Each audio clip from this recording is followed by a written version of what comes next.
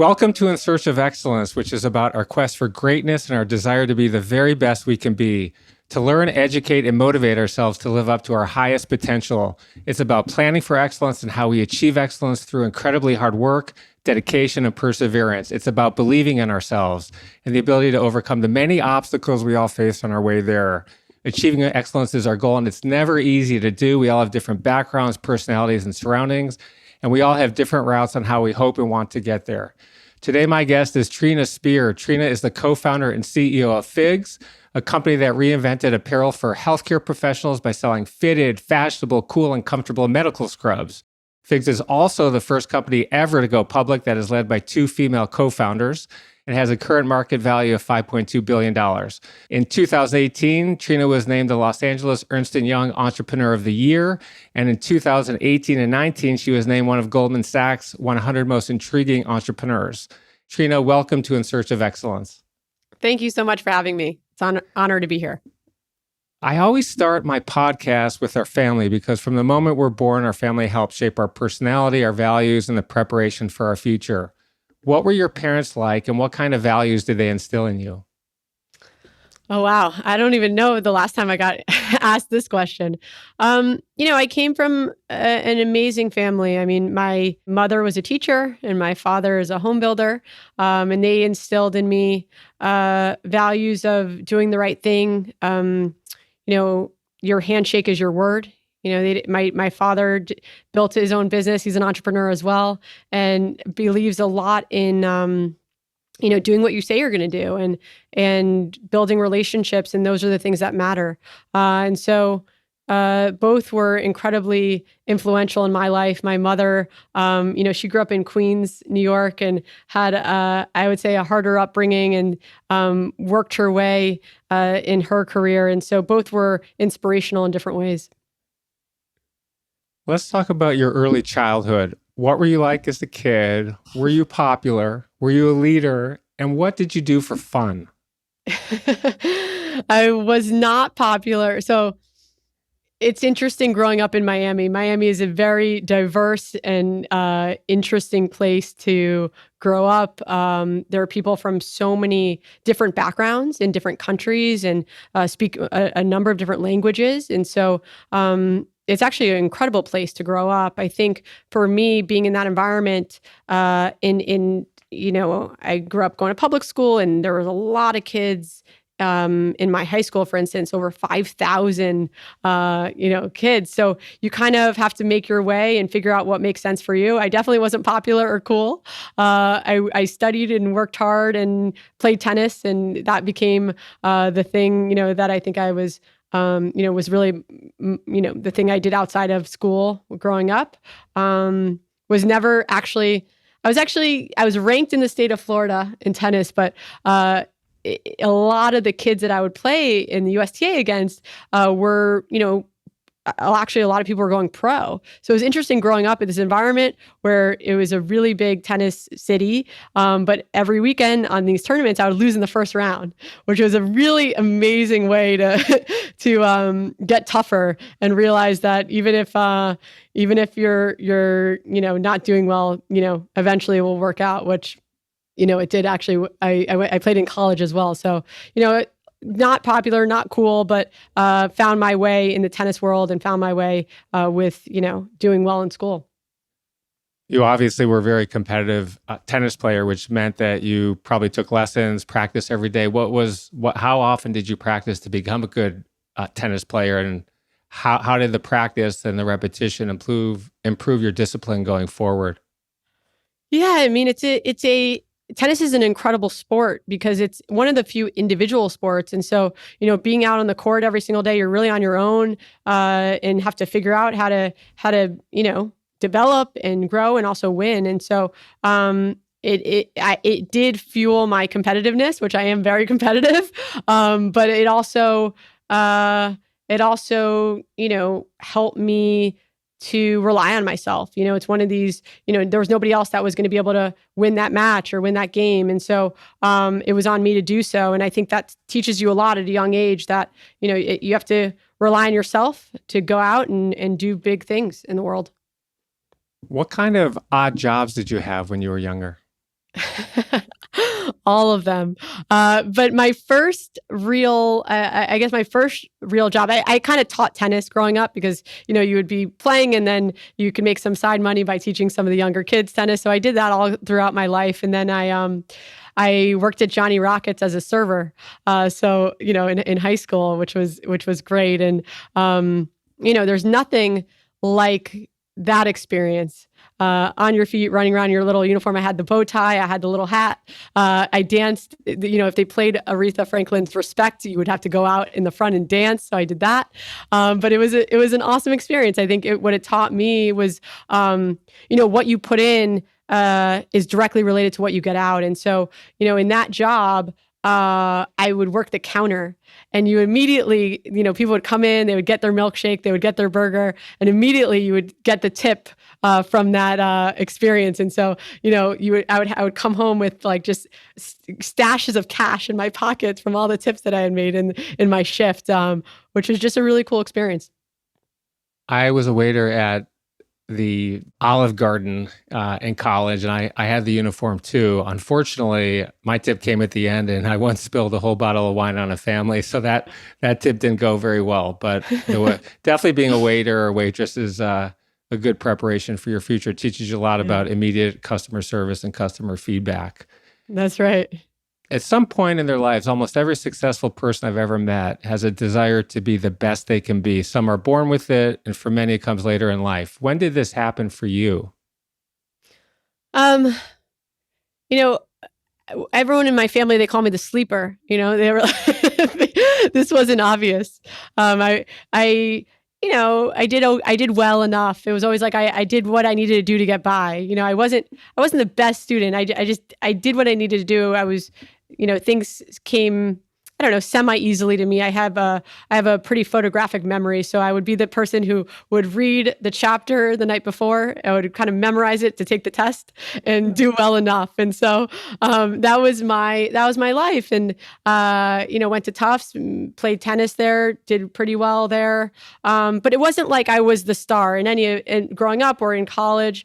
But then I learned a bit about investment banking, and I didn't know about that in growing up or in high school. Not a lot of people in my life had gone into finance or had worked on Wall Street or had worked in investment banking. So I learned about it, I think my junior or senior year at Tufts. And they said, well, it's the job that you'll learn the most in the shortest amount of time.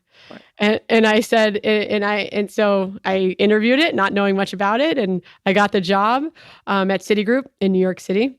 Yep. And, all these other people had come from all these financial backgrounds. And so, I think even then it wasn't until I think, joining Heather on our mission with Figs that I started realizing that, there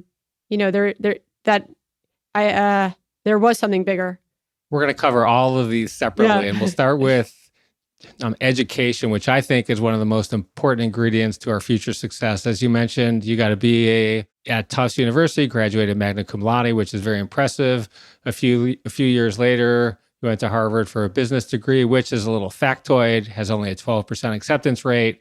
I have a couple of questions about education. I want to start with a piece I read in the Wall Street Journal a month ago that described how many employers who traditionally only hired college graduates are now going to hire people who didn't graduate college, or in some cases didn't go to college at all. How important is education to our success and our path to greatness?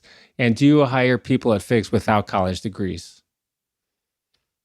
I think education is important in some ways. It teaches you how to think. It teaches you how to socialize as well. College and business school were amazing experiences, from meeting people that were set out to do great things in the world. But I do think that you don't really need it to be successful in life. And there are many people at Figs that don't have college degrees. And I think that, I think the education system, not to get too political, is a bit broken. And there's a lot that isn't being taught across higher education around the country and around the world. But for me, it gave, especially at the beginning, at the early stages of Figs, when we were raising money, when we were bringing on investors, it definitely gave myself and I think the business credibility. Also, Heather has amazing degrees, and so by having that, I think people, they don't know yet what you're going to do, and they don't, and they're putting money behind you. And so that credibility that you're not going to just take that money and fly away to some island and not do anything, I think is alleviated a bit by having, okay, you went to Harvard Business School, you have that degree, and that gave us, I believe, some credibility that helped us raise money, helped us get the business off the ground. And I think that's important.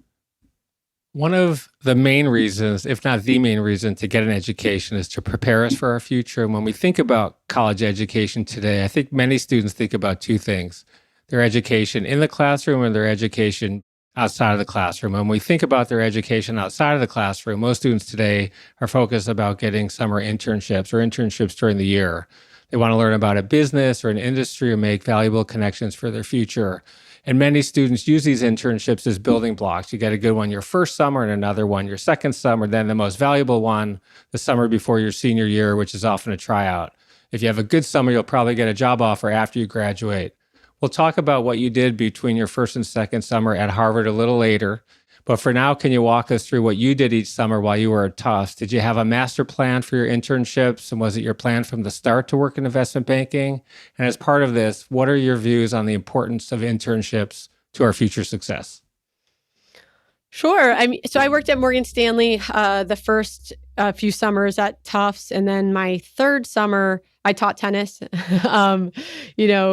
I don't remember exactly why. I think there was something happening where I needed to be back home. So I did that. And then I went back into finance, working specifically in investment banking after college. But yeah, internships are really great. I think they actually give you that hands-on experience and learning to not only understand how the real world works and what it takes and what, a lot of the different things that businesses are facing. I mean, investment banking is a lot about learning about industries and businesses and how to help companies in a number of different circumstances, whether it's mergers and acquisitions or IPOs or debt deals. I mean, that's what I spent my time doing. But internships are a great way to get your feet wet and learn and also build relationships that are going to help you over the long run figure out what you're going to do next. So huge believer in it.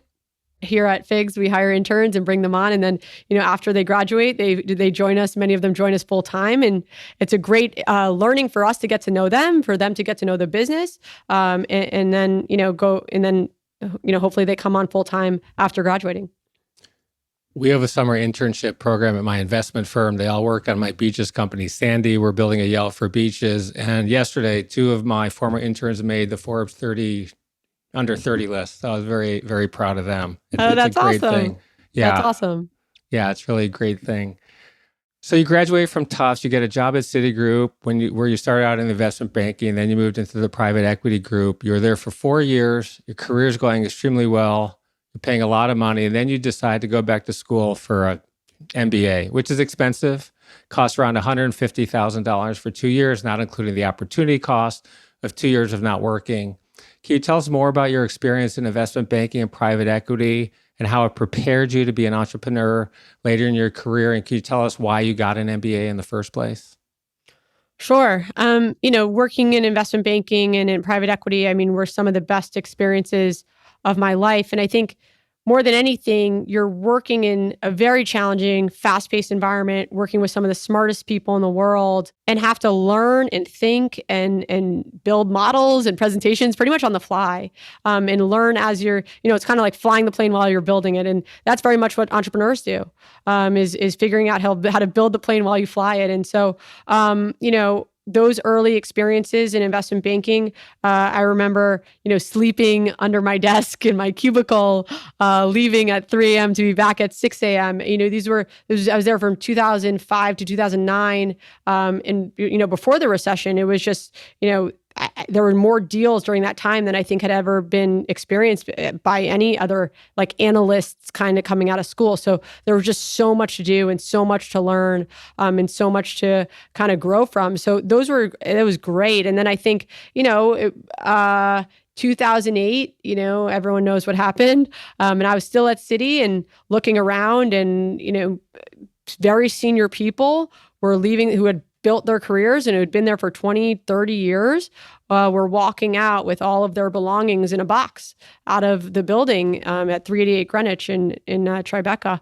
And it was an eye-opening experience for somebody in my seat in a relatively junior position, watching that happen. And it kind of gave you this, there's this belief, right? You work so hard and you do all the right things, and that's your path. And there's not a lot of risk, right? Because if you're smart, you do the work, you'll be successful, and that's the financial path. And then having lived through that recession on the front lines and watching how many lives were changed in an instant at so many banks across all Wall Street was a fascinating experience. And so I knew that maybe this wasn't for me. And I knew also that I wanted to do something more entrepreneurial, and that nothing is certain, and that no matter what, you might as well be happy, because nothing in this life is certain. And so I took some time and went to business school. I went to Harvard Business School for 2 years. And that time was really meaningful because all of my classmates, we were in that same boat where most of us came from this financial world. The recession hit. We all applied to business school, and that was the class. And our class, we graduated in 2011, started in 2009 and graduated in 2011. Our class had more entrepreneurs than ever before in the history of HBS. And it's because I think of that real shift. And what had happened with Facebook and Google and all what was happening in Silicon Valley, but also was not happening across Wall Street, not only with investment banking, but also with consulting. So you saw all these investment banking consulting jobs kind of, all people kind of going into it go down, and entrepreneurship go up. That being said, to your point, I had a lot of debt, so I couldn't start a company just yet. We love hiring investment bankers. Back when I started my investment firm, our company had gone public, and I started my own, basically a venture capital firm. And DLJ was the best investment banking firm in Los Angeles. Ken Moelis ran the office, and I hired the two best young analysts in the firm, Soon Fo and Tom Barber. They actually called me. They wrongly thought I had the magic touch, and our company had a ridiculous market value at one point of $35 billion, and it was somewhere around 15 billion when they called me up. I remember one day, Tom Barber, I would get into the office those days at 5:30, 6 at the latest. I remember walking in one day, the lights were on, and Tom's light was on. I go in there, and his feet are hanging out beneath his desk. That's all I could see. And I thought, oh my God, Tom died last night, and he had a heart attack. And when I looked under his desk, he was sleeping on a stack of Wall Street journals under his desk. That was his pillow. And I went in there and I woke him up. I'm like, dude, what are you doing here? Are you okay? What? I said, what is this? He said, oh, I was just studying to learn more about this company that we're looking at. And I told him, listen, this is why I love bankers. They'll just jump on a hand grenade. They just want to learn. But on the other hand, I don't want you to do this anymore. If we have a deal and you need to do this and we have a deadline, that's one thing. But the training is great. Tom, of course, now has his own private equity firm, immensely successful. And Soon Fo, I introduced him to Josh Friedman at Canyon Capital a few years later. He wanted to go into that business, and he retired at 38 years old. So the investment banking business has been good to people who have come through my office, and it's a great background. I want to talk about the internship you had at Zelnick Media between your first and second years at Harvard. For our listeners and viewers who don't know, Zelnick Media is a leading private equity firm that was founded by Strauss Zelnick in 2001. Today, it manages $25 billion in assets. In addition to Strauss's duties at Zelnick Media, he is also the current chairman and CEO of Take-Two Interactive, a video game company that had over $3 billion in revenue last year. Today, it has a market cap of $22 billion. Strauss is also the former CEO of BMG, the former chairman of CBS, the former president and COO of Fox, which he had that job when he was 30 years old. And in addition to all this, he's been a good friend for 26 years. I met him through a cold letter when I was wanting to meet people. It's been 11 years since you spent a summer there. And I asked him if he remembered you. And if so, what he thought of you. And he had this to say about you. He said he remembered you well and that you were not only one of his best all-time summer associates, but you stood out as a truly wonderful person. He said they'd try to hire you and commit you to join ZMC, and that you had a great entrepreneurial vision. You didn't want to join. He also went on to say that he was pretty sure he warned you about getting into the apparel business and told you that scrubs were a small niche of that business, but he also encouraged you to follow your dream and told you that you were so talented that he was pretty sure you'd be successful. Oh, that's awesome. No, I love Strauss. He's been he was an incredible mentor during the time that I worked there and has continued to be. And I just think he's, he had really impacted so many different industries, right? From entertainment to music to gaming to all facets across just industries in general with his own firm. And so it was a pleasure to work at Zelnick Media, and it was a pleasure to work for him and a lot of the people that he brought on there. So that's awesome to hear him say those kind words. And he did. Yeah, I was trying to convince him to invest. I think he regrets that now. Not, but I remember going to his office and pitching him, and he's like, I don't know about this, but good thing he was wrong about that. He's a great investor, by the way. Yes. I did offer him the opportunity to invest in our company as well, Akamai, and he would have done very well on that one too. But he's done okay on his own. The first time I met him, he was talking at the Bear Stearns Media Conference in 1996, and I went down there. I wrote letters. I was a lawyer, hated my job, and I wanted to meet all these people. And so I wrote him a letter. He spoke, and then he had the massive crowd that followed him out. I said, excuse me. I said, I'm Randy Kaplan. I'd written him a letter beforehand, so he may have seen it. And he said, I'm running out the door. I'll call you when I get back to New York. I think he was flying out right afterward. And so I go to meet him. He's the CEO. He's in LA.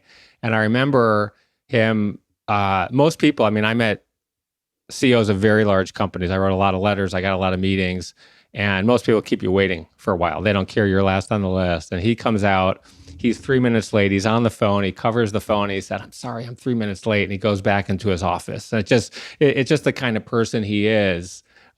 He's the only person, and I think the world, who would have done that. It's crazy, but he's been a great role model for me as well. And I know you're lucky to have him as a mentor, and I'm lucky as well. He was also on my podcast. So you have incredibly high praise from a rock star. Here you are, you're at Harvard, you're figuring out what you want to do. You had a chance to join him as a small private equity firm. He thinks the world of you. It's an amazing place to be. It's really a dream to most people. As the firm grows, you grow with it, which means more money, a bigger share of the profits. And then one morning in June 2012, one of your friends on Wall Street introduced you to a woman named Heather Hasson. Heather has a background in fashion, had a business idea that was born from two things. First, a corpse at the University of Wisconsin. My daughter goes there, where she was once a pre-med student. And second, many years by a question to help friend find more flattering work clothes. So your friend introduced you to Heather, you have a phone call with her, and it goes extremely well. So much so that when you hung up, you immediately booked a flight to LA to meet her. Can you take us back to what the question to Heather was, your phone call with her, your excitement, what you were thinking on the 6-hour plane ride, and then what happened when the two of you met in person? As part of this, can you tell us about your tennis game, the parking lots, your... Now I can glorify it all, but it wasn't all fun. But I've been there. But it was, it was an incredible time. I think I was in my late 20s and I was working at Blackstone, and I knew that there was something bigger, and I knew that there had to be something where I felt more fulfilled. As much as I was challenged and enjoyed the work, I felt like there was something out there that would be more fulfilling on a day-to-day basis. And so I remember Heather and I talked on the phone, and she was telling me about this meeting she had over coffee with a friend of hers about a year prior. And she was sitting there with Allison, her friend who's a nurse, and her friend was complaining about these big boxy scrubs that were itchy and scratchy and had the size on the back of her neck. Actually, she was sitting there and her friend was wearing these scrubs that were just awful. And Heather said, I'm the best shopper in the world. I'll find you better scrubs. And she sought out to find her friend better scrubs. And she went to one of these stores where they're sold, and there were racks and racks and racks of scrubs next to, bedpans and knee braces. And Heather thought to herself, why not only is the product so bad, but why is the experience not great? Why, medical professionals, doctors and nurses and other types of medical professionals are walking into this store and this is the experience. And she thought, there's these multi-billion-dollar athletic companies that are so focused on the athlete and making really technical products so you could run around a track faster and swim across the lane. What about the people saving lives? And so we talked about that and how there was nobody focused on these people and how important healthcare professionals are in all of our lives. And so after that conversation, I booked a flight, and we spent a weekend getting to know each other better. We played tennis, and I won, and that was the seal of the deal on the business partnership. And we talked about how this industry was just so broken. And, it was because of this real problem from a distribution model perspective, where you had all of these kind of companies that were licenses of other companies, right? Taking fabric off a wall, slapping a label on it, and selling it to a retailer. And then the retailer, even though 85% of healthcare professionals buy their own uniforms, it's actually, the retailer that's selling it. So it's a bit like a B2B model that was, even though it's a B2C industry. So the retailer is selling it to the end customer, the healthcare professional. And so it was just really broken on a whole host of ways, from product to distribution. And, I had this background in finance, and we talked about how we could build out a really strong plan around what we would do going forward. And so from there, I would, she liked to joke, she thinks that I came from this fancy world of Harvard and Blackstone. She's like, all right, you want to join me in this? We're going to sell scrubs out of my car. And so we would, I would fly out to LA before leaving Blackstone, and we would sell scrubs at 7 a.m. and 7 p.m. when the healthcare professionals, doctors, nurses, all different types of healthcare professionals were changing shifts. And we were, selling scrubs out of the car, and they would say, wow, these are so much better, because we were really focused on comfort and design and functionality and fabric technology, which hadn't existed in scrubs to date. And so we did that. And then I left Blackstone in January of 2013. And the rest is history, but those were the early days. I had a similar experience. I was working at Sun America. I was the assistant to the chairman. Eli Broad was my boss. I wanted to be an entrepreneur. I had a t-shirt business in college. I looked around at a bunch of different things that year. I told Eli that I wanted to leave. I wanted to have my own business. He said, you're making a mistake. Of course, he sold the company 8 months later, full vesting event for $18 billion. So I lost $2.5 million of publicly traded options, which is an oops. But we invented this technology to serve web content better, faster, cheaper, and more reliably. The company has created that market. It serves around 30% of the world's web traffic. But back then, we were 4 guys, a professor, a PhD student, a first-year business school student. I was the only one with any business background. And it was basically a bunch of math formulas. We started with 4 computers in a professor's office. That's our network. We were asking companies like Disney and the largest websites, CNN, Yahoo, to let us serve their live traffic for them. And when I hear the parking lot, which is proof of concept, people are actually buying this. What made it for me was we'd go into these meetings, and because of my letter writing campaign, I knew people at all these companies, very senior people. And when I was 26 years old and really nothing, a lawyer, no one, I was last on their list. Then I know that I got this great job working for someone of credibility, and I kept in touch with all these people. So I'd get the meeting, and I wasn't sure whether I was going to join. I wasn't going to join the company in Boston. There was no way I was moving there. And we'd get these meetings with mid-level managers. It's just, okay, Randy, I'll set you up with someone. And every time people kept coming into the room, So it'd be a manager, a senior manager, a director, VP, senior VP, and then the CTO came in every single time. You could see the light bulb pop off in their head. And that was what gave me the impetus to join. It took me 8 months to quit my job and, to do that. What's interesting about the story that you tell also, you're in a parking lot and you're selling scrubs from your car. You're accosting people who have either woken up at 4, 5, or late as 6 in the morning, hit their coffee. They're going to work a 12-hour day, and you're coming up to them like someone at the beach where you've got headphones on, but it's even worse because they're going to a tough day at a hospital, or they're coming out of a hospital and they've been there a 12-hour, 16-hour shift, and there you are. Hey, will you talk to me? I mean, the cold calling skill has been invaluable to a lot of people in their career. It's been invaluable to me. It helped make my career. It did make my career. Did you have any sales experience before that? You had a traditional background. You were an investment banker. How important is that in our path to excellence? Oh, it's so important.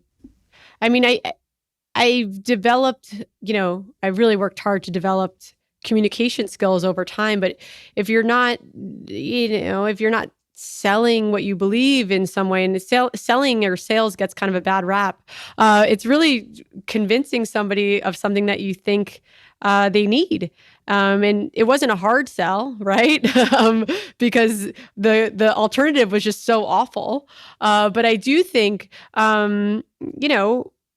having the ability to communicate a value proposition, having the ability to talk about how you can change someone's life and how you could provide them with a better product and a better experience is really important. And I think, we also did a few things that I think was helpful. So we would go to Starbucks and we would buy this super huge jugs. And so if you're coming off the night shift, Right. and, and someone hands you a warm hot cocoa or a hot cup of coffee, healthcare professionals are the most grateful people in the world. And so it really endeared them to us and us to them. And so it's also that. It's also understanding as people are coming in and coming out, what matters to them. How do you relate? And having those conversations. I mean, we spend a lot of conversations inside the hospital in the cafeteria. We would put on our scrubs, pretend we were healthcare professionals, and just sit right there at the table and ask them what they liked and what they didn't like, and what bothered them, and about the uniforms they were wearing every single day. So you get to know people, and people are, especially healthcare professionals, are incredibly generous people, generous with their time and their views, and they're so smart, and they wanted to, even at the early days, they were so helpful to us. Do you know what your total revenues were and how many pairs of scrubs you sold before you said, all right, I'm doing this? Oh, I mean, it was essentially, I don't know, 30 grand. It's something, and it's proof of concept. Yeah. Yeah. Most disruptor stories start with a dying business model. Let's talk a little bit more about the importance of not resting on our laurels, the need to constantly innovate, the importance of staying ahead, and how important these are on our path to excellence. You're not a doctor or a medical professional. You don't have a design background. You did not work at LVMH or another clothing company. There are 20 million Americans who are part of the healthcare industry in the United States. It's the nation's largest employer. Scrubs are a daily necessity. And before you started FIGS, there were a dozen or so family-owned medical apparel companies, which dominated the $10 billion medical apparel industry in the United States, as well as the $72 billion business outside of the United States. These are companies that employ many thousands of people, probably tens of thousands of people. And you would think that at least one of the tens of millions of medical professionals around the world who complain about their scrubs, 2 colors, blue and green, loose fitting, ugly, would have come up with the same idea to reinvent them the way that you did with Heather. But not a single person did. Or if they did, they didn't do anything about it. Or they went to their employers who also did nothing about it. If it ain't broken, why fix it? We all saw the same thing with Uber. Travis had no experience in the taxi business, which around the world employed millions of drivers. And he took an industry where hundreds of millions of customers didn't like the service and product they were getting. What you did and what Travis did and what thousands of other young entrepreneurs have done, it's counterintuitive. So here's the question. Does it take an outsider with no experience in a particular industry to innovate? What's your message to our listeners and viewers today who have a great idea, who have no experience in an industry, and are afraid to take on 50-year-old companies with 100% market share? I think it's very helpful to be an outsider and not know the playbook, not know the rules, not know what is how it works in a way. Not that we didn't, we didn't learn it, right? We didn't try to understand how it works so we could change it. But I think it's that mindset of coming at it with a different perspective, with no preconceived notions of what it should be or how it should work. I mean, even now, right? Somebody says, well, this is the way this industry works, or this is the way that works. They don't last long here. So I think it is that mentality of coming at with fresh eyes and saying, and that was the question Heather asked herself. Why were all these multi-billion-dollar companies so focused on athletes? What about the people saving lives? What about them? What about the people caring for patients all day? They're on their feet for 16 hours a day, running around, sweating, and interacting with, incredible environments of different types of liquids and fluids, as you can imagine. So, it was that question and coming with curiosity of continuously asking questions. What do you need? What do you like? How does it work? What would be helpful to you? And I think it's that outside mentality. I think experts oftentimes are people that have been in industries or at companies for a very long time, whether it's consciously or subconsciously, stop asking those questions and rely too much on what they have experienced before. And, we didn't have enough experience to know how it should work. And so, there's two things I'll say. If you don't know there's a wall, you could run right through it. If you don't know there's a wall in front of you, you could run right through it. And then the other thing I'll say is,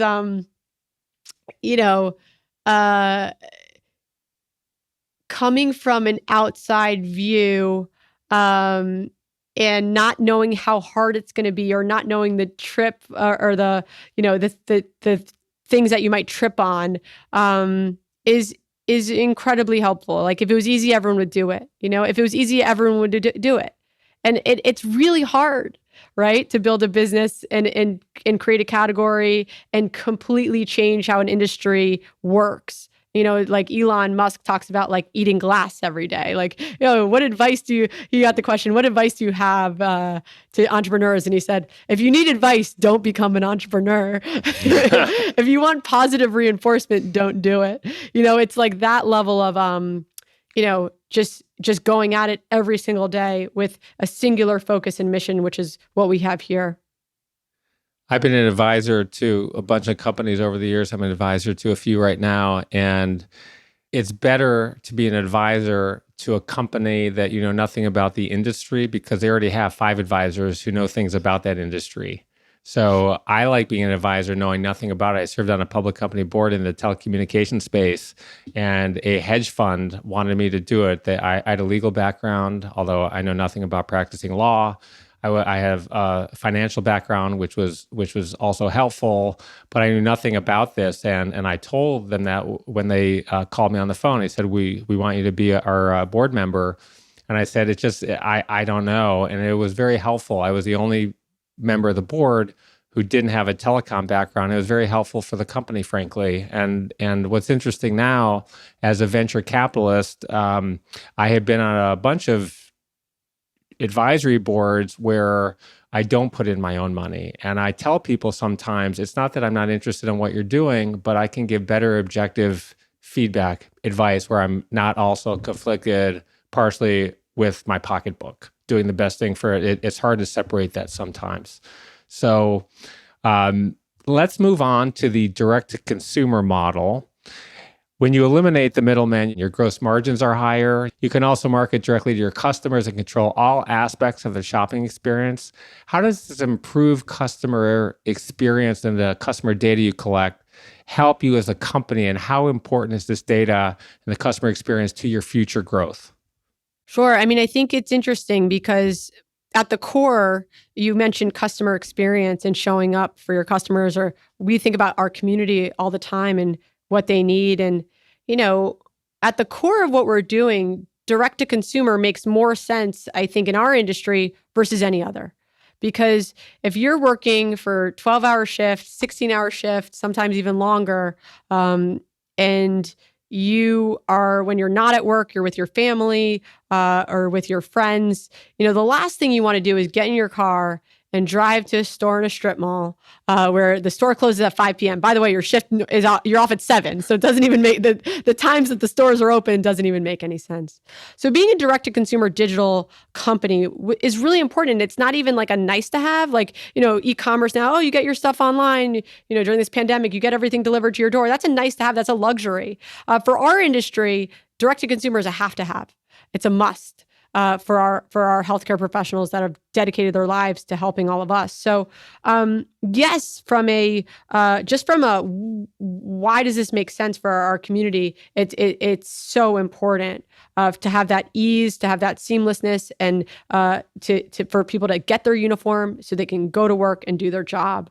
And then from a margin perspective, I'm a finance geek, so we could talk about that too. We were able to elevate the product beyond what this industry had ever seen.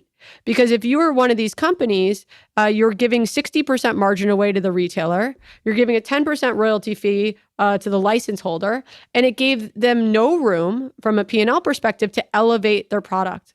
So their COGS, they cannot increase because their margins are too slim. And so from our perspective, it was about, building a product that incorporated all the features and functionality that healthcare professionals need to do their jobs. And it was creating the highest quality. It's about creating the highest quality medical apparel in the world with a focus on fit and functionality and comfort and technical properties. But that's expensive, right? So in order to do that, we had to go direct to consumer. In order to make the business model sustainable, it had to be direct to consumer. And so, it all kind of came into focus from a product standpoint, from a distribution standpoint, from the community perspective, branding this unbranded industry, decommoditizing a commodity product, and building a community around a profession, which is all of which we've done, is because it's direct to consumer and we were able to completely change the game on the product side. Let's talk about the evolution of the direct-to-consumer model. In March of 2018, you became the first ever medical apparel company to open up a pop-up shop, and you did so on the trendy Melrose Avenue in LA alongside stores like Marc Jacobs and Theory. Until then, all of your sales had been online. 98% are still online. But there have been many other successful brands that started as DTC companies that now have retail stores, companies like Casper, Allbirds, and the most famous one, Warby Parker. 8 years ago, I was at a dinner, sat next to Neil Blumenthal, the co-CEO and co-founder of Warby Parker. And the year earlier, they had opened up their first big and expensive flagship store on Green Street in Soho. And I asked why the switch. And he said that when they started the company in 2010, Facebook ads were expensive. But in the following years, they had become substantially more expensive. And the same was true with Google ads. All of which it meant it had become less expensive to have bricks and mortar stores than an online store. Is this part of the future of FIGS? So I think we have a different dynamic, just given the industry we're in and given what we do. So why is it that we're at the scale that we are and we are essentially 100% digital today? It is because I'm not paying rent the way other companies are to Facebook and Google, because so much of my business was organic via word of mouth. So all of my healthcare professionals are within a hospital, within a healthcare institution, and they're talking to each other in the lobby, in the Starbucks getting their coffee, right? They're passing each other on their way to their next patient. They're talking to each other in the break room, not only about, their work, but also about what did FIGS just launch? What are our latest colors? What are our latest styles? And it's really exciting. And so every FIGS customer is kind of acquiring that next customer for us. And so I think the difference with FIGS is that, retail is really exciting. It's great, but it's not something that we need to do because of the dynamics that I talked about in terms of how our healthcare professionals like to get their scrubs, their uniform, their underscrubs, their fleeces, their vests, all the different compression socks, all the different products that we offer. So it really does make sense to to be an e-commerce digital company. That being said, we have had pop-up shops on Melrose and you mentioned on Crosby Street. They were awesome. We had lines around the block. We'll continue to do that. It's exciting. We're going to do it near hospitals where it's easy. Once again, it's all about ease and convenience. You run in, you get your uniform, and you go. But I think it's that balance of being able to really have both, and all of the companies you mentioned do, but not being reliant on any of them to continue to grow and scale and do the things you want to do. I had my teeth cleaned yesterday, and I go into the dentist, and the hygienist says, "Hi, Randy. Hi, Sheila." I said, "Are those figs you're wearing?" I could see the little logo on the bottom, and I've been looking for figs since we scheduled the podcast. I've been trying to find someone who actually was wearing them. Oh, yeah, these are figs. They were pink, and they were cool. They fitted her very nicely, had a nice slim fit. And I said, "What do you think about scrubs?" She said, "Oh, my gosh. I was the first class at USC. I was an ambassador. I lobbied for the school to give us the scrubs. I guess they were free, but then she explained it was part of the tuition. All of her friends lived it. And she said to me, I've got a problem." And I said, "Oh, are you okay?" She said, "No, I've got a figs problem. I buy every color and I can't stop." So I said, "Figs Anonymous." She said, "I need Figs Anonymous." So I thought, that's an Instagram account, by the way. I thought, yeah. And I thought, oh, that's interesting. I said, "I'm talking to Trina tomorrow, and I'm going to learn more about figs." So she said, "I'm definitely going to tune into that podcast." So I'm awesome. telling you things that you already know. Let's talk about your funding. When we get going, we make sacrifices. You liquidated your 401k to get started. I know what that's like from a tax perspective. You pay an extra tax to take it out before you're 62 and a half or 59 and a half, depending what the law is at a particular time. You raised $2 million in 2013, the purpose of which was so you didn't run out of inventory, another $3 million in 2014 and 15, then another $5 million Series A round led by Campfire Capital, a Vancouver-based VC firm who had a partner there named Christine Day, who is the CEO of Lululemon from 2008 through 2013, which had a market cap of $7.26 billion to be exact when she left the company. How important was it to you in your personal development and to the company's progress to have an experienced advisor and mentor like Christine on your team? And what's your advice on this front to other entrepreneurs? Yeah, I mean, I think it's really important to have people around you that have been in the seat and have done it. And we look to surround ourselves with people, really outside of this industry. We don't have mentors within it because we are changing it. So you don't want, you don't want to be too influenced by what the status quo is. But having people like Christine and others that, have help build successful businesses is really important. And so I think there was a lot of learnings from the Lululemon story, even Chip Wilson, the founder, and we know him as well. And he's incredible. And seeing how businesses are built in different eras, in different decades, at different times, with different ways of going to market, different ways of connecting with a community. I think there's a number of different examples of that being done very well. And I study it. I study other businesses and industries, and it is very helpful, whether you want to do it differently or there are certain things that you think could be applicable. And I think whether it's, how Nike was built, how Lululemon was built, how Uber, to your point, was built, how Coinbase was built. There's so many interesting, cool things happening in the world. And if you pay attention, you could learn a lot. And it's awesome to see all the change and how exponential, the world has moved because of technology and because of so many of these industries changing, including ours. I want to talk about your last round of funding and your IPO in May 2018. A guy named Thomas Tull invested $50 million in figs and became its majority owner. Thomas had been the founder and CEO of Legendary Pictures, a movie production company and media company, which he sold 2 years before for $3.5 billion. On May 27th of this year, only 3 years after his investment, FIGS went public. And your IPO was groundbreaking in a few ways. You were the first company ever to go public, led by two female co-founders. And while Goldman Sachs led your IPO, you were also the first company in history to offer shares of an IPO on Robinhood, which sold 1% of these shares to its investors. When you rung the bell on the New York Stock Exchange, you invited more than 60 healthcare professionals to join you, people you call awesome humans. And when the market closed that day, FIGS was worth $4.4 billion. Tell us, what were you feeling that day as you stood up there and rang the bell with people surrounding you? Was this the culmination of a dream? Was going public and creating a company of this size on your bucket list? And how important was it to you to be the first company in history to go public with two female co-founders? Oh, there's a lot of questions in that. Okay, I'll try to hit them all. I don't think we ever thought about this as, one day we'll be a public company. I think we have been so maniacally focused on serving and celebrating and supporting and empowering the healthcare professional, the healthcare community. And so this was a milestone along that journey. And we felt really that our IPO was a moment for the whole world to get behind this community. And that's why we did it. It's not like, oh, okay, did that, now we're done. We feel like we're just getting started.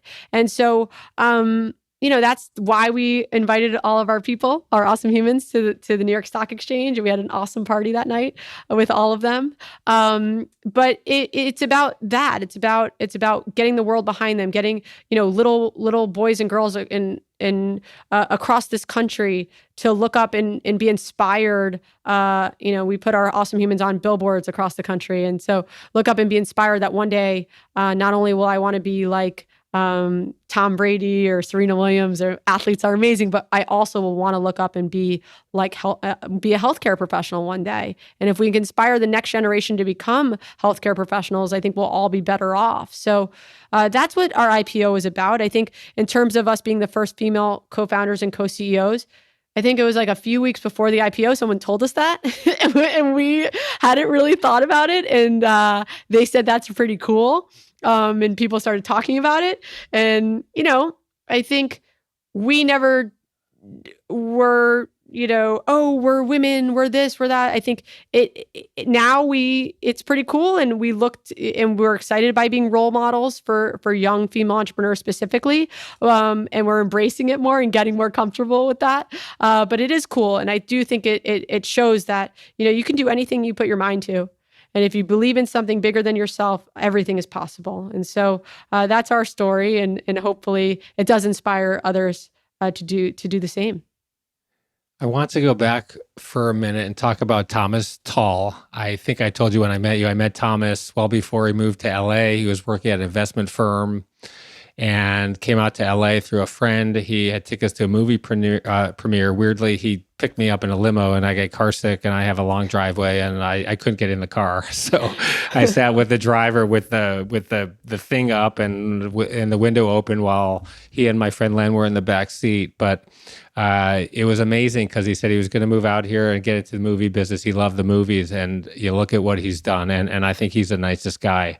We're not in touch, but I am going to get him on my podcast. So he invested $50 million, and then when you went public, the $50 million was worth $2.5 billion. And it's very rare to sell that much of the company, especially when things are going well. Why did you sell so much of the company, and do you regret selling that much at that time? Bringing Thomas on board was an incredible decision, and he's been an amazing partner, not only to me and to Heather and to our entire team, but to this business, and really saw the vision, and he saw what this could be. And Thomas is the ultimate entrepreneur. He's the person saying, whatever you just said, let's multiply it by 10, let's multiply it by 100. And having somebody behind you with that level of belief in what you're doing is awesome. And so I have nothing but incredible things to say about Thomas and our partnership. I think, and I think, we're really proud to be able to say that anybody who invested in this business did very well. When you take people's money, you have a fiscal responsibility. That's a lot, right? Of saying we're going to go out and do something great with this, and we are proud to say that everybody who invested in Figs at some point made multiples of their money, and so it's awesome. And then the last thing I'll say about that is like, it's a bit, the IPO is good in a way because it's like everyone did well. And now if you're not happy, you could sell the stock. And if you're happy, you could buy more, right? Like there is this level of like, come on board and join us for this next incredible phase of growth and innovation. But I almost feel like there's more pressure as a private company in a way, right? Because you gotta make everyone whole. How did Thomas find you, or how did you find Thomas? One of our early investors knew him. I think they had actually grown up together. And so he introduced us. And so an investor that was in our seed round introduced us to Thomas, and we met him. And, Thomas had, this was while he was at Legendary, he had his vision for his fund, which was essentially take old industries, you put better people, process, and technology, and you can uproot an industry with one company. Warren Buffett's model was you had to roll up a bunch of companies and eventually take over an industry. And you could now do that with technology and AI with one company, which is essentially, what Uber did with the taxi industry. And it's what we've done with the healthcare apparel industry. And you're seeing it across insurance and waste management and, document storage. You're seeing it across everything. And so I think that thesis is incredibly powerful. Thomas is a visionary. He saw what we were doing and thought it was really interesting. And he invested in our Series A, and then we went on to do that larger deal. But, it really worked out well. In our search for excellence, one of the requirements for greatness is our ability to overcome the many challenges and obstacles we all face. And I want to talk about two of yours. Early on in the company, you had a huge issue with your production. You accidentally swapped the inseams of your pants. So your men's pants had a women's inseam. It was your first production run. By the way, this sounds so uncomfortable. It was your first production run, and you had put all of your money into the company. Again, you had liquidated your 401k. The total loss of the company was $100,000, which at the time was a ton of money to you. You didn't know if you would recover. That was one challenge. Then in October of 2020, you had another big one. The video featured a young woman in hot pink comfort scrubs reading a book called Medical Terminology for Dummies. The book was upside down, and the camera then zoomed in to a close-up of the model's drawstring scrubs that featured a mock-up hospital badge reading DO, short for Doctor of Osteopathic Medicine, a job which takes a more holistic approach to disease as opposed to doctors with MD degrees. Many thousand medical professionals lashed out at you for the as portrayal of women doctors, specifically DOs, for being less educated or incompetent. You took the video down, and you and Heather apologized for it, saying, "We dropped the ball and we are so sorry." How important is it to admit our mistakes and learn from our mistakes?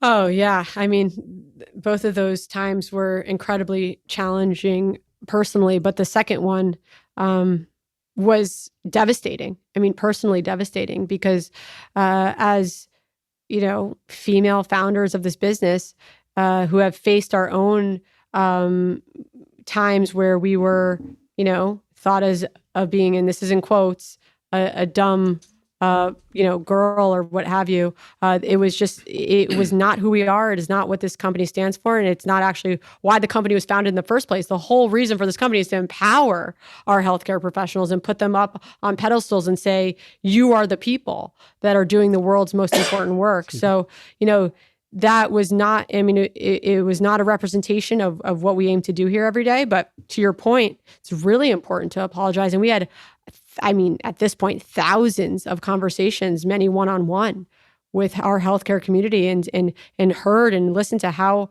much we hurt people. And when you hurt people, especially the people that are in our society, literally have dedicated their lives to us, it was really hard. But it's important to say, we're all human beings, and sometimes we make mistakes. And when you make a mistake, you own up to it, and you stand back up, and you get back at it, and you do better the next day. And that's what we continue to do. We might fall down again, definitely not anywhere close to what happened here. But we're all human, and and you got to just keep fighting and keep doing the best you can. You just touched upon it a little bit, but I want to delve more into it. It's been an important topic, which we've been very focused on at my investment firm, Jump Investors, since I started 20 years ago, but which has been gaining a lot more attention in the past few years, the number of women in venture capital. And let's start with some stats on this one. In 2017, only 2% of the $85 billion in venture capital went to women. In 2019, the number was 2.8%. In 2020, the number fell back down to 2.3%. Women also raised smaller amounts of financings than men. Women average $5 million per round, while men average $12 million per round. And here are some stats for women working in venture capital firms. Only about 12% of decision makers at VC firms are women, and most firms still don't have a single female partner. Of all partners at these firms, only 2.4% are female founding partners. When women venture capitalists do make funding decisions, they're twice as likely to invest in female founding teams. And here's another interesting stat. When women-led startups get funded, they're more likely to be successful. We have a number of companies in our portfolio with women founders, and they're killing it. I'm also an investor in Jesse Draper's fund, Halogen Ventures, which invests only in companies with women founders, and she's killing it. What can we do to reverse this trend? Keep investing in women. I think we're proving it that we can build big businesses and build sustainable businesses. I think growth for growth's sake, and you see it, right? Oftentimes that doesn't work out. And, we're extremely proud not only of our growth, but also our profitability. And not to say if we weren't women that could be the case, but I do think there was never this endless flow of money, right? We never knew when we were going to raise that next check. We never knew when we were going to get that next investor on board because it was really hard. We got so many no's. And those no's fuel you. Those no's fuel you to build a business where you can control your destiny. And how do you control your destiny? You become profitable. You don't need anybody once you're a profitable business, which is what we are. So I think there's a lot to controlling your own destiny, writing your own script. And as women, where maybe it is harder for whatever reason, although I would urge all women listening to this to not ever think about it. Because if you think about it, it gets in your head, and then it changes how you operate. So don't think about other people's potential biases. Only think about how can I take those biases and internalize to get better. And so I think that's my big takeaway from this is that, we just, in order to change it, we actually have to continue to do big things and change industries and make people a lot of money. Because, you look at our story and you go, wow, how do I become Thomas Tull? Well, in order to become Thomas Tull and make the return that he made, you got to invest in more women. So I think that's what it's about. And, and I love mentoring and investing in female entrepreneurs. It's my biggest passion is doing that. And so, I think that you're going to see a big change, and those numbers are going to start changing. I had Kevin O'Leary from Shark Tank on my show 2 weeks ago, and he said, let me tell everyone a little secret. 70% of his investment returns in the last 10 years came from women founders.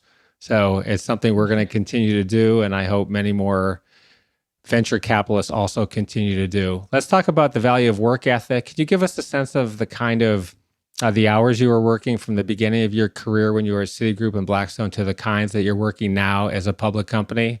And how important is work ethic to our path to excellence?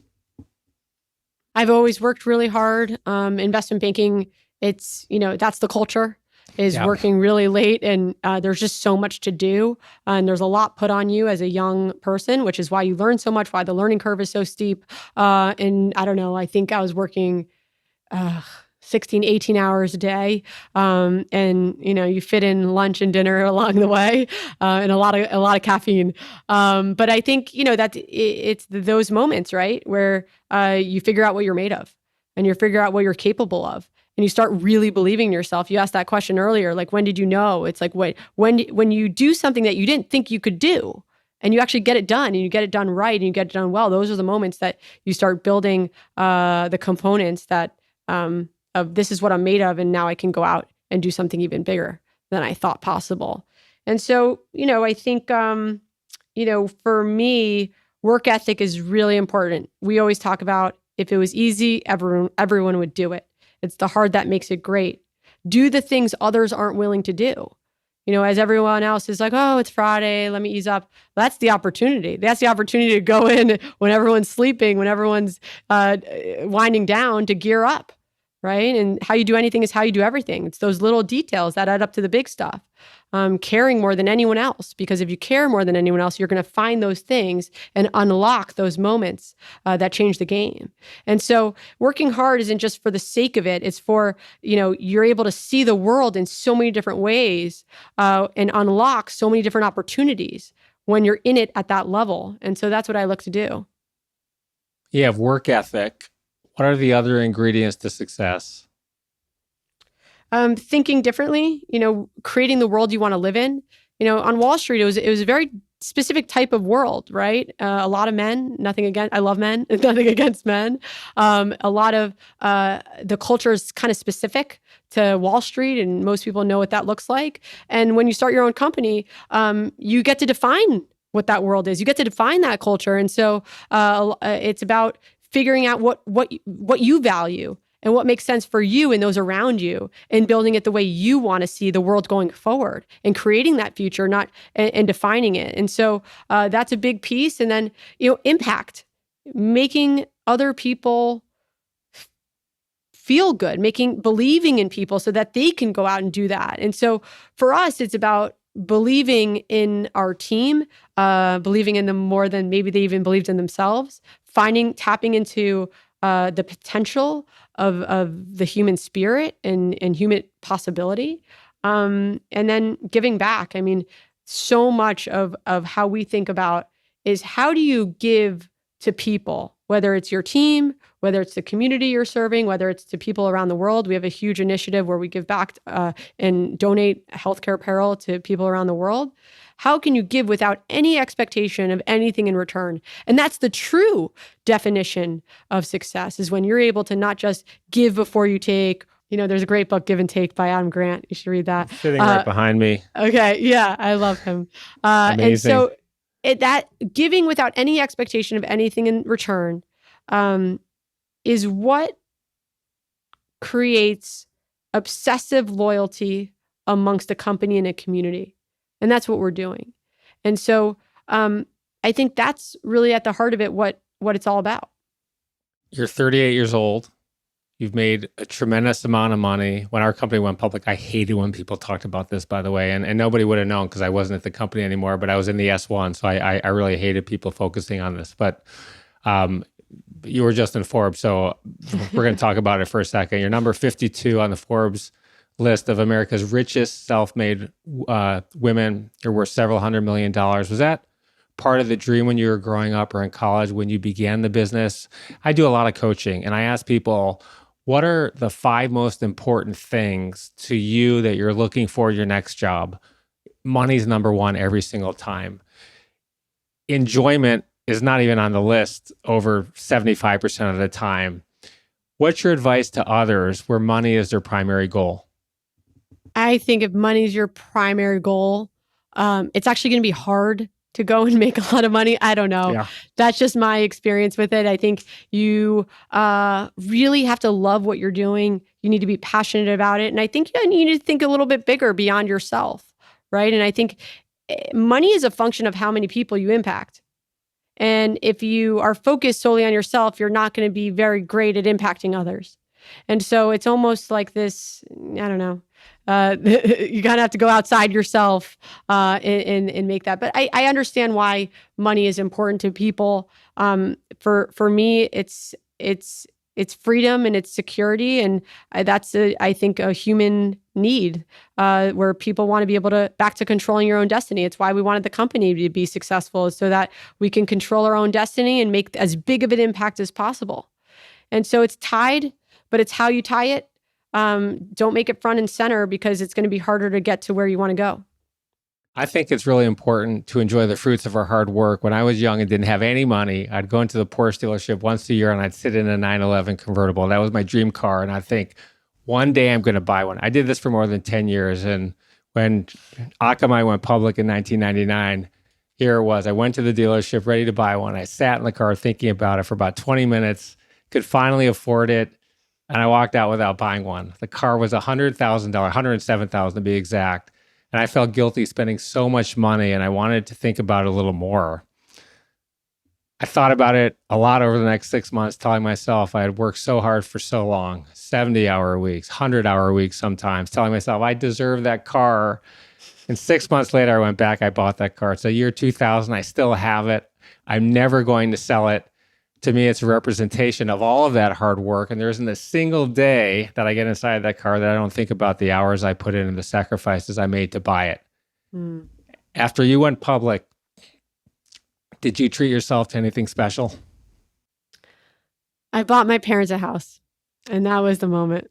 You know, I don't have a lot of needs, and I wish I did. Like I don't have a ton of outside hobbies that where I'm like, oh, I want this or that. But being able to help my family was really important to me, and being able to do that, I'm glad I was able to do that. So, yeah, I mean, I don't know. I probably bought a watch or something, which was cool for myself. My grandmother grew up in foster care. She turned 103 a few weeks ago on November 2nd. And the first thing I did is I bought her a car, and I said to her, I said, Nana, go buy any car you want. Okay, you can go do anything you want. She had no money. And I said, really, like, I just want you to get a nice car. And I said, call me from the dealership. I'm not going to negotiate with anyone. I'm just going to wire them the money if it's before noon our time in Los Angeles. So she calls me up, and I really had to push her. I said, Nana, what's up? So she finally calls me from the dealership. She's with my uncle. She said, I found the car. I said, all right, I'm at the Toyota dealership. I'm like, okay. I thought we were talking Mercedes. And she said, I have this Camry. And I said, Nana, that's an amazing car. I think it's the number one selling car, maybe even in the world. I said, that's an amazing car, but I'll buy you any car you want. And she said, no, this is the car I want. And so I said, are you sure? I tried to dissuade her. Nothing wrong with the Camry, but it's a phenomenal car. Toyota's a phenomenal car, but I really want to treat her something special. She said, nope, this is it. I said, all right, just give me the wiring instructions. I wired the money. And she sent me a picture in front of the car, like this. It was a red Toyota. And then I went to Detroit that summer, where I'm from, and she couldn't wait to show me the car. We get in the car. It's a boiling hot day. And we get in the car, and I said, let's go for a drive. So we get in the car. It's like 130 degrees in the car, right? I'd been sitting in the sun. And so I go to look for the window. There were no power windows. I said, Nana, what's up with the roll-up window? She said, well, that was $400 extra. I'm like, I said, Nana, come on. And that was the third of 4 Camrys that I bought her. And I made sure that they all had the automatic windows next time. But I do think it's important, to treat yourself well. And I hope you're able to do that at some point. Let's talk about, as we wind down, let's talk about a few other things. What do you wish you had known when you were starting out? I wish I would have known that other people's opinions of you don't matter. And it took me a while. Because I grew up and I worked in kind of this traditional world, right? Where your reputation is so important, and it still is. But I think taking too much to heart what other people say, the criticism that you get, people, and there's something to not really caring at all what people think. Because at the end of the day, the fact, it's clear that if you fail, if you're not successful, if you don't do well, none of the things that you none of the things that you were doing to make sure that you were so well thought of, none of that would matter, right? Because everyone thinks you're stupid and you're dumb and, and you're not successful. And if you do well and do achieve the success that other people, put out, this is whatever success, however you define it. If you do achieve that, then none of it matters either, because you did all the things that you were supposed to do or whatever. So it's like, I would get really worked up about, I need to send this overly, robust update. None of that mattered. And why did I spend my time there when I should have just spent my time full stop focused on building the business? And so for a young entrepreneur, I think, don't get so focused on if an investor is upset or this person doesn't think you're good, or who cares? Who cares? Just keep building and doing all the things that are the right things to do. What I found after our company went public and I did well financially, there were a lot of people who are really not that happy for you.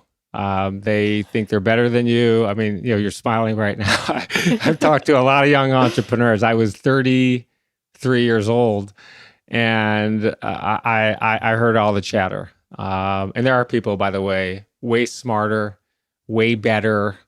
Everyone said it was lucky. Well, I've always been the hardest worker wherever I've been. And there isn't anyone who's met me who wouldn't say the opposite of that.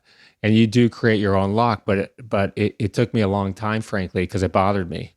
And thankfully, I've been successful in a number of different things I've done where I think someone can't get lucky that many times. And finally, I think I really don't give a shit what people think. And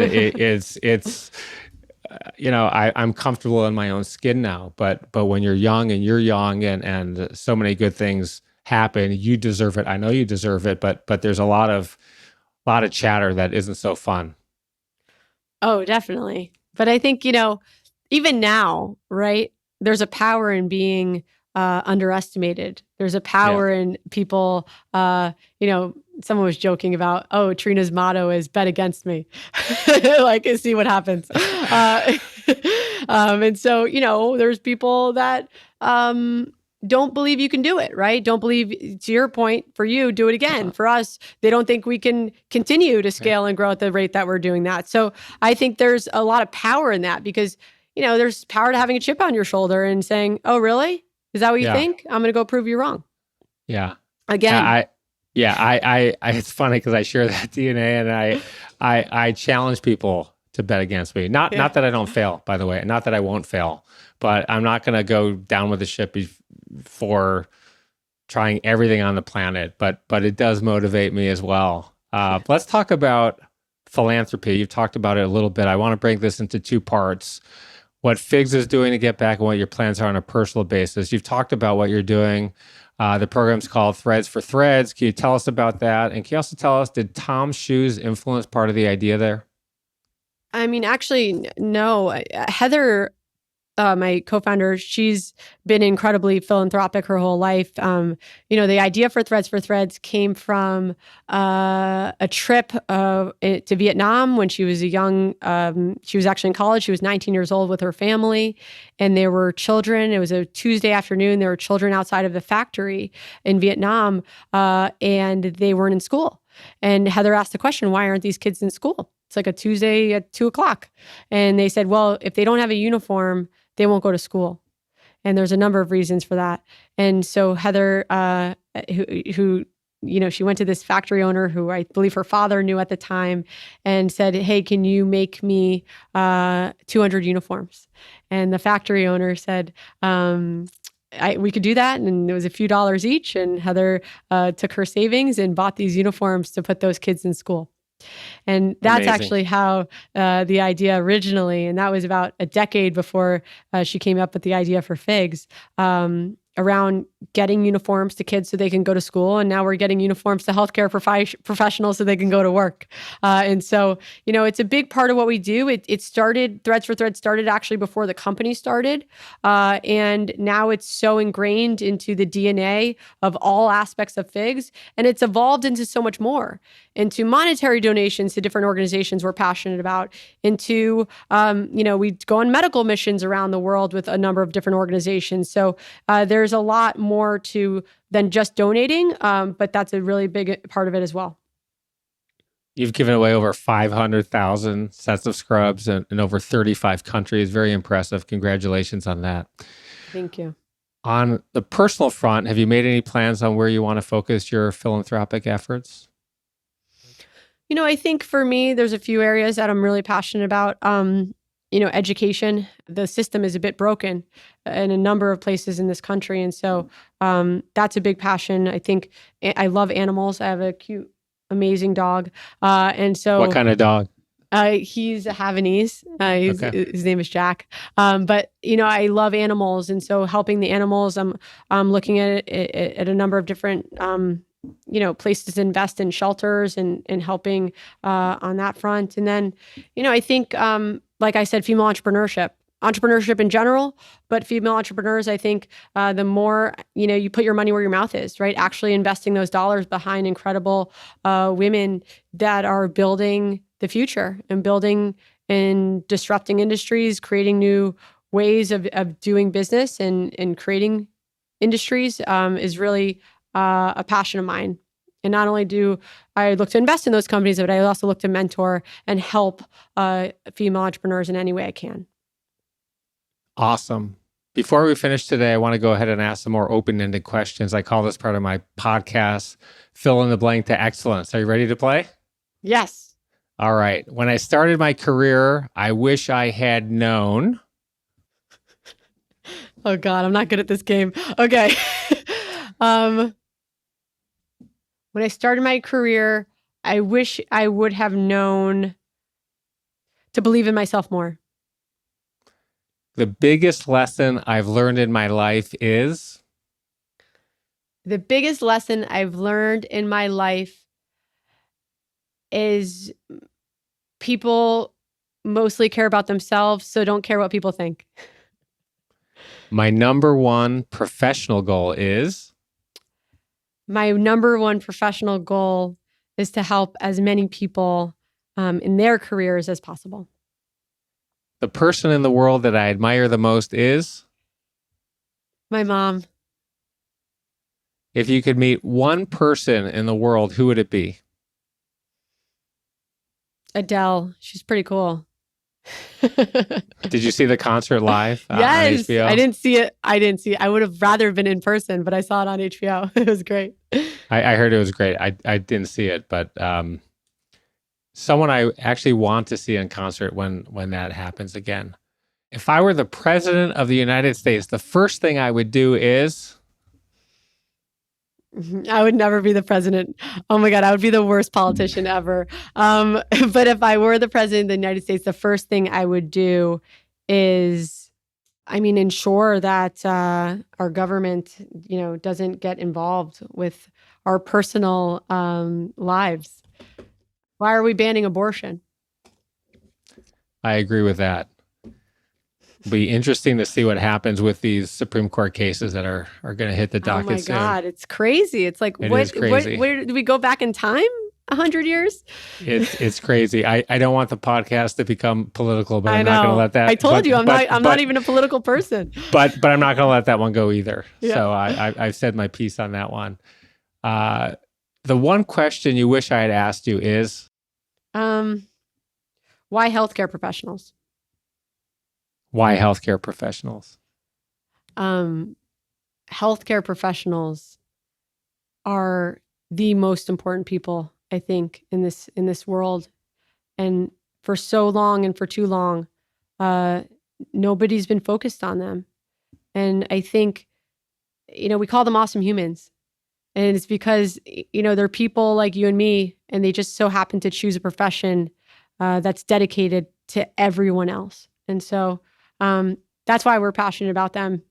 And we hope more people join this profession. And we hope we make it a lot easier. I think there's a lot wrong. We talked about a number of different systems that are broken, but the healthcare system is broken as well. And if we can do our part in changing that and making it easier for healthcare professionals to go out and do their jobs, that will be better for them. And I think it will be better for everyone else in this world. Do you have any last advice for those listening and watching today before we conclude here? Excellence is a really fulfilling thing to strive for. And your podcast is called In Search of Excellence. And I think there's nothing better to do than search to be excellent and search to be the best. I always say, who wakes up in the morning and thinks, today I'm going to be super mediocre. Today I'm going to phone it in. I'm just going to be average. Nobody does that, right? When you wake up in the morning, you say, today I'm going to be the best I can be. Today I'm going to, blow people's minds. I'm going to do the things others aren't willing to do. I'm going to change the world. And so I think what you're doing and what you're talking about is really important. And excellence is the greatest, one of the best virtues to strive for. So it's an honor to be a part of this. And thank you so much for having me. Trina, you've had an amazing career. You're a role model to many, many thousands of women and men. And there's no doubt that sharing your story will inspire thousands of others to achieve excellence in their lives. Thank you for being a guest on In Search of Excellence. I'm very grateful to you for sharing your story today. Thank you so much, Randy. I'll talk to you soon.